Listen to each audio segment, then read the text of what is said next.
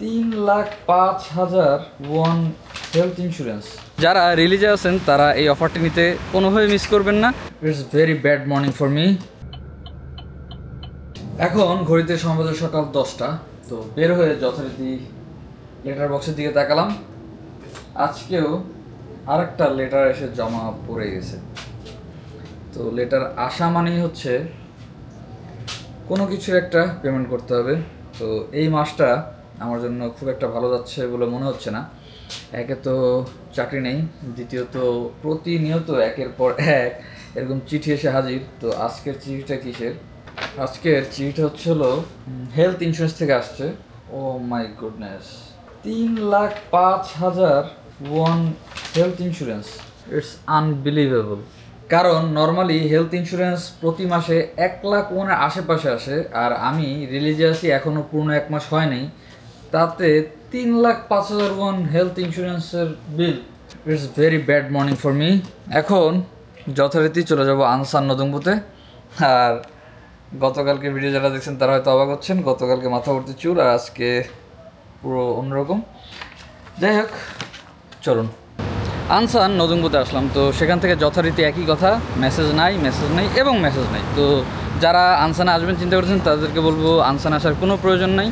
তো আনসান অফিস থেকে নামার পরেই আনসান নদুম্বু হচ্ছে ওই যে দেখেন আমার পিছনে যে সবচেয়ে বড় বিল্ডিংটা দেখা যাচ্ছে, ওটা হচ্ছে আনসান নদুম্বু। আর তার পাশেই এখানে আছে ফরেন ওয়ার্কার কনসাল্টিং সেন্টার। তো আমি সেইখানে আসলাম। সেখানে এসে এখানে সুমি বড়ুয়া আপু বসেন, ওনার সাথে কথা বললাম যে আমার হেলথ ইন্স্যুরেন্স এত টাকা কেন আসলো। তারপরে সে আমার ডকুমেন্টসগুলো নিল, চেক করলো। চেক করার পরে এই হেলথ ইন্স্যুরেন্স অফিসে ফোন দিয়ে কথা বললো।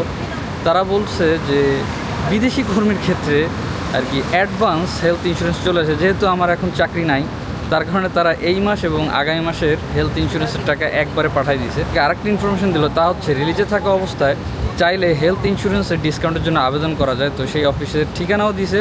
আমি এখন সেখানে যাব, যাই দেখি 3,05,000 ওয়ান থেকে কত টাকা ডিসকাউন্ট পাওয়া যায়। ফরেন কনসাল্টিং সেন্টার থেকে মাত্র 600 মিটার দূরত্বেই আপনার হেলথ ইন্স্যুরেন্সের যে অফিসের ঠিকানা সেটা।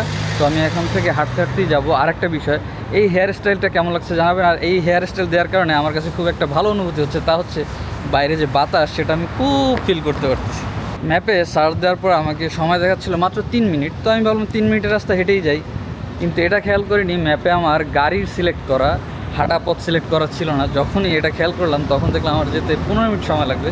তো আমি যদি এখন হেঁটে যাই সেটা কোনো ব্যাপার না, কিন্তু আবার 15 মিনিট হেঁটে আসতে হবে, যার কারণে এখান থেকে গাড়ি নিয়ে একবারে বেরিয়ে পড়বো। কারণ কোন জায়গা থেকে কোথায় যেতে হয় সেটা তো আমি আগে থেকে বলতে পারতেছি না। রিলিজে থাকা অবস্থায় যারা হেলথ ইন্স্যুরেন্সের ডিসকাউন্টের জন্য বা ছাড়ের জন্য আবেদন করতে চান তারা এই ভিডিওটি দেখতে পারেন, এবং অফিসে গিয়ে কি বলতে হবে সেটাও আমি ভিডিওর ডিসক্রিপশন বক্সে দিয়ে দিয়েছি। আমার ইউটিউবে গেলে আপনি পেয়ে যাবেন। সেই সাথে অফিসের ঠিকানাও দেওয়া আছে যারা আনসানে আছেন তাদের জন্য। প্রথমেই সুমি বড়ুয়া আপুকে ধন্যবাদ, কারণ অনেক গুরুত্বপূর্ণ একটা তথ্য দিছে। রিলিজে থাকা অবস্থায় হেলথ ইন্স্যুরেন্সের টাকায় ছাড় পাওয়া যায়, সেটা আমার জানা ছিল না।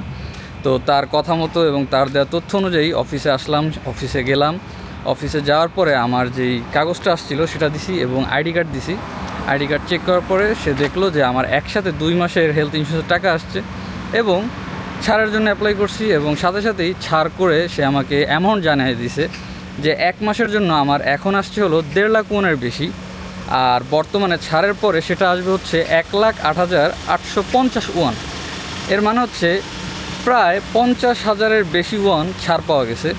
যারা রিলিজে আছেন তারা এই অফারটি নিতে কোনোভাবে মিস করবেন না, কারণ রিলিজে থাকা অবস্থায় এমনিতেই টাকা পয়সার সংকট, তারপরে এরকম একটা ছাড় খুবই ভালো। আমাকে অফিস থেকে এটাও বলে দিয়েছে যে এই কাগজটা ফেলে দিতে কোনো দরকার নেই, আমাকে কয়েকদিনের ভিতরে আবার নতুন করে কাগজ পাঠানো হবে এবং তারপরেই ইন্স্যুরেন্সের টাকা পেমেন্ট করব। তো এখন চলে যাব হচ্ছে বাসায়, কারণ 12টা বাজে। সকল অফিসে এখন আসলে লাঞ্চ আওয়ার চলতেছে। বাসায় যেয়ে লাঞ্চ করে তারপরে শিহং নদুম্বুতে যেতে পারি, কিন্তু মনে হয় না কোনো কাজ হবে। তারপরে মনের সান্ত্বনার জন্য অবশ্যই যাব। বাসায় যেয়ে খাওয়া দাওয়া শেষ করে এখন চলে আসলাম জংওয়াং ইয়কের এখানেই হচ্ছে শিহং নদুম্বু। আর এই যে শিহং নদুম্বুতে মোটামুটি এখানে গাড়ি পার্কিংয়ের খুব ভালো ব্যবস্থা আছে।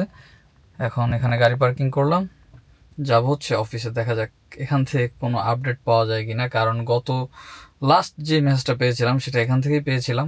দেখি আজকে মেসেজ দেয় কিনা।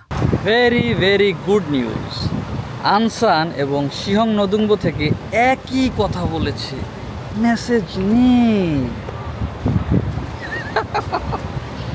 যাই হোক, রুমে চলে যাব, কিছুই করার নেই, এই হলো অবস্থা।